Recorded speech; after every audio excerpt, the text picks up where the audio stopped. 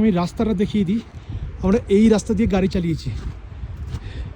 এদিকে নদী, গ্লেসিয়ার ভেঙে পড়েছে।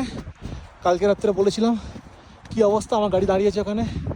আর এই রাস্তা পুরো বরফের গ্লেসিয়ার, তার মাঝখান দিয়ে আমরা জেসিবি করে টো করে গাড়ি পাস করিয়েছি।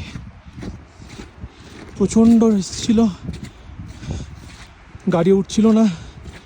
পুরো ব্ল্যাক আইস আপনারা দেখতে পাবেন এখানে, ব্ল্যাক আইসে ভর্তি। গাড়ি প্রচণ্ড স্কিড করছে।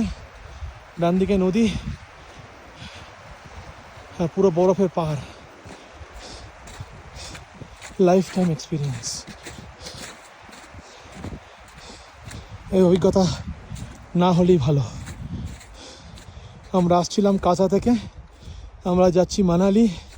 কাজা মানালি রুট এখনও বন্ধ। আজকে 22শে মে অথবা 23শে মে, আমার ডেটও মনে নেই ঠিকঠাক। দম, প্রচণ্ড অক্সিজেনের অভাব। এটা বাতাল, এই ডান দিকে হচ্ছে বাতাল পিক। একবার দেখিয়ে দেবো,